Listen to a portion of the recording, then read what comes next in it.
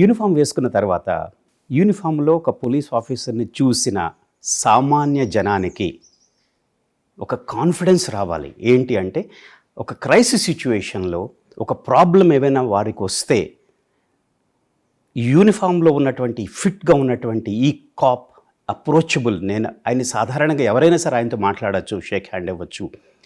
చాలా ఫిట్గా ఉన్నారు, నాకు రక్షణ కావాలంటే లేకపోతే నా ప్రాణాన్ని నా మానాన్ని కాపాడటానికి ఇతను చూసిన వెంటనే కాన్ఫిడెన్స్ కలగాలన్నమాట. నేను దాన్ని మొదటి నుంచి ఏఎస్పీ డేస్ నుంచి కూడా నేను దాన్ని నమ్ముతూ వచ్చాను. అంటే 1991 నేను డిఎస్పీగా ఆంధ్రప్రదేశ్ పోలీసులో జాయిన్ అయిన దగ్గర నుంచి కూడా ఈ రోజు వరకు కూడా షాబిలీ dress, uniform out of shine అయిపోవడం, ఈ అవుట్ ఆఫ్ షేప్ అవ్వడం, ఫిజికల్గా హెల్త్ బాగాలేకపోతే కిల్లి తినటం, సిగరెట్ తాగటం, మందుతోటి, ఇవన్నీ కూడా ఒక పోలీస్ మీద అపోహ క్రియేట్ చేస్తే ఒకటి.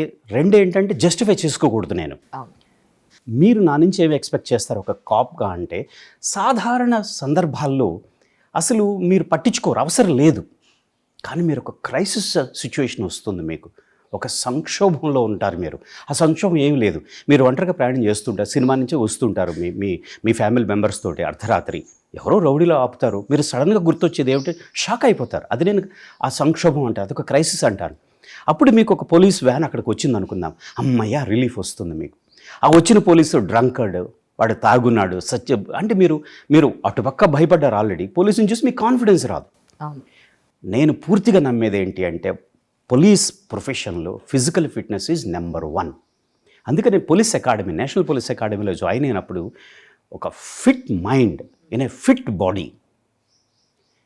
కాబట్టి మెంటల్లీ టఫ్గా ఉండాలి అంటే ఫిజికల్గా టఫ్నెస్ ఉండాలి అన్నది నా philosophy to my profession and life యాక్చువల్గా. అందుకనే ఫిట్నెస్ అన్నది నా జీవన విధానం అనమాట, దీంట్లో ఒక భాగం అయిపోయింది. I'm very proud of 2 things. One is నా యూనిఫామ్, అది మనకు ఐడెంటిటీ ఇస్తుంది, అది వృత్తి కాదండి, అదొక సింపుల్ జాబ్గా అనుకోకూడదు, అదొక మహాయజ్ఞం అనుకుంటాను నేను అనమాట. దాంట్లో అది యూనిఫామ్ వేసుకున్న తర్వాత ఒక సాధారణ వ్యక్తి, ఒక సాధారణ మహిళ, ఒక స్టూడెంట్ ఇలా ఉండాలి పోలీస్ అంటే. You feel confident in my presence it self. అందుకనే పోలీసులు ఏమంటారంటే విజిబుల్ ఫోర్స్ అంటారండి. మీరు గవర్నమెంట్ 38 డిపార్ట్మెంట్లో 39 డిపార్ట్మెంట్లు ఉన్నాయి, ఒకే డిపార్ట్మెంట్ మీకు విజిబిలిటీ కనిపించేది ఏమిటి అంటే పోలీస్ డిపార్ట్మెంట్. ఎందుకని, పోలీస్ అన్నది ఒక క్రైసిస్ సిచ్యువేషన్ కోసం క్రియేట్ చేయబడింది. కాబట్టి అప్పుడు నేను ఫిజికల్ ఫిట్నెస్గా లేను, నిద్రమోహంతో ఉన్నాను, తాగున్నాను, సిగరెట్ తాగుతున్నాను, కిల్లి తింటున్నాను, షేవ్ చేసుకోలేదు, యూనిఫామ్ సరిగ్గా ప్రెస్ చేసుకోలేదు, మీకు కాన్ఫిడెన్స్ రాదు. కాబట్టి అది నా నమ్మకం, అది నా జీవిత విధానం. అది నేను దాన్ని ఏమంటారంటే, నేను ఇంకొకటి ప్రైడ్ ఇన్ యూనిఫామ్ అనేది ఒక కాన్సెప్ట్ ఉందన్నమాట. ప్రౌడ్ కాదు, I don't feel proud, no. నా యూనిఫామ్లో నేను ప్రైడ్ ఉందా, నాకు నా సర్వీస్ మీద నాకు ప్రైడ్ ఉందా లేదా అన్నది మీరు చూసిన మరుక్షణమే ఇతనికి తన సర్వీస్ అంటే గొప్ప గౌరవం అన్న భావన మీలో కలిగించగలిగితే నేను చాలా హ్యాపీ. అందుకే ఫిట్నెస్ నాకు. కానీ యాక్చువల్లీ ఇవాళ మీరు యూనిఫామ్లో లేరు, ఆయన కూడా ఇవాళ వేసిన డ్రెస్కి బ్యాడ్జ్ పెట్టారు, మన ఫ్లాగ్. అదే, in the heart of hearts I love my country, I love my India. Oh my god, I'm so proud. అందుకే నేను చాలా గర్వంగా పెట్టుకుంటాను. కానీ సార్, ఇప్పుడు ఎన్నో పోస్టులు మీరు అధిరోహించారు, అక్కడ ఉన్న ప్రజలని, అక్కడున్న పరిస్థితుల్ని అన్నీ మీరు చూశారు.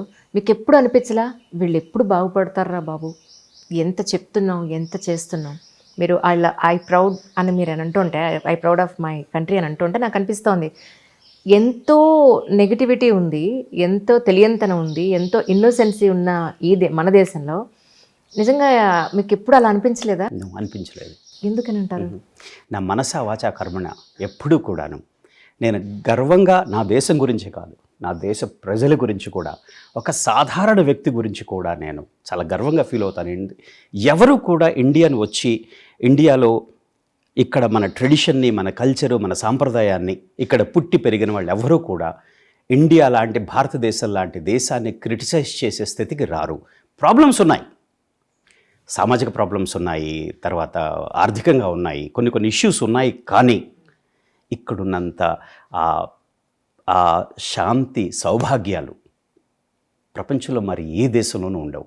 ఈ సందర్భంగా వివేకానంద స్వామి వెస్ట్రన్ అమెరికన్ వెళ్ళినప్పుడు ఇదే ప్రశ్న అడిగారనమాట వాళ్ళని. మాకు ఇంత పెద్ద రాజప్రసాదాలు ఉన్నాయి, పెద్ద పెద్ద వెహికల్స్ ఉన్నాయి, మేము మెటీరియలిస్ట్గా మీరేమిటి, యు ఆర్ జస్ట్ ఏ సన్యాసి, మీతో వచ్చిన వాళ్ళందరూ కూడా చాలా సింపుల్, ఏమిటిది అంటే రిచ్నెస్ అన్న దాని గురించి స్వామి వివేకానంద ఒకటే చెప్పారనమాట. ఒక మనిషి జీవితకాలంలో ఎంత సంపాదించగలడు, మెటీరియలిస్ట్గా ఎంత ప్రోగ్రెస్ అవ్వగలడు అన్నది వెస్ట్రన్ సివిలైజేషన్ చూపించగలిగింది మానవుడికి. కానీ ఎంత తక్కువతో జీవితాన్ని ఆనందంగా జీవించగలడు అన్నది కేవలం భారతీయులు మాత్రమే చూపించగలరు. నాకేం అక్కర్లేదు అన్నది ప్రపంచంలో మీరు ఎక్కడ ఉండదన్నమాట మీకు. అది భారతదేశం యొక్క ఒక అద్భుతమైనటువంటి పరంపర, అదొక ట్రెడిషన్. మీరు ఎంత సంపాదించారు అన్న దానికి ఇక్కడ విలువ ఇవ్వరు. ఏమీ లేదు, నేను సన్యసించాను, నేను అన్నీ వదులుకున్నాను అన్న వాళ్ళకి మీరు పాదాలకు నమస్కరిస్తారు. స్వామి వివేకానంద చెప్పింది ఇదే. వెస్టర్నర్స్కి చెప్పారు, మీరు ఎంత సంపాదించగలరు, ఇంతే కదా, 1 బిలియన్ 1 ట్రిలియన్.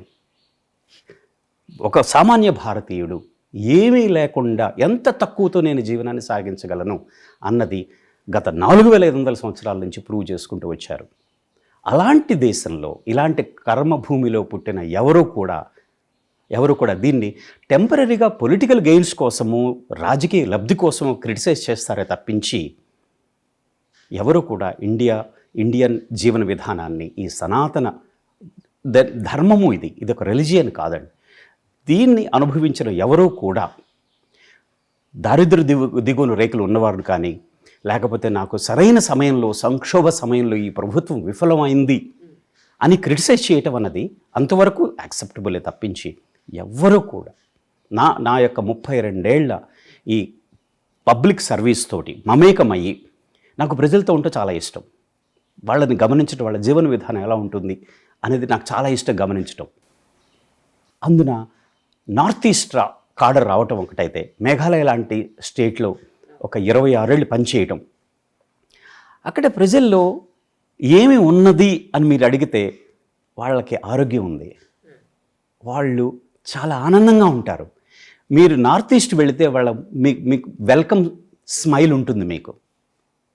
మీరు అదే నార్త్ ఇండియా కానీ కొన్ని చోట్ల ఎందుకు వచ్చారు, కొన్ని స్టేట్స్కి మీరు వెళ్తే ఎందుకు వచ్చారు ఇక్కడికి క్వశ్చన్ మార్క్ మొహంలో కనపడుతూ ఉంటుంది.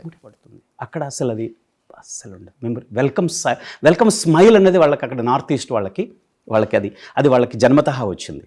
వాళ్ళకి అంటే ఆస్తులు ఉన్నాయి కొంతవరకు ఉంది, కానీ పవర్టీ కూడా ఉంది. కానీ వాళ్ళు అలాంటి నేను గమనించిన తర్వాత ప్రాబ్లమ్స్ ఉంటాయి, క్రిటిసిజం ఉంటుంది, అది సమాజంలో ఒక వర్గం దాంట్లోనే ఉంటారు. కానీ ఇది నాకొద్దు, ఈ కంట్రీ నాకొద్దు, ఇది నా ప్లేస్ కాదు, దట్స్ వాట్ నేను అదే చెప్తున్నాను. అని వాళ్ళు ఇక్కడ సమస్యలు చూసి ఇక నా వల్ల కాదు అని మీకు నెలలో ఎప్పుడు అనిపించలేదా? ఎప్పుడు అనిపించలేదు. ఎవరు వెళ్ళరు. నా 32 ఏళ్లలో నేను ద మోస్ట్ డిఫికల్ట్ సిచ్యువేషన్స్లో చూశాను. ఏమీ లేదు, మిలిటెన్సీ, ఇక్కడ ఎప్పుడు కిడ్నాప్ అవుతామో తెలియదు, ప్రాణ నష్టం, ఆస్తి నష్టం, సెక్యూరిటీ లేదు అన్నది 26 ఏళ్ళు చూశాను. అయినా సరే వదలరు, వెళ్ళరు.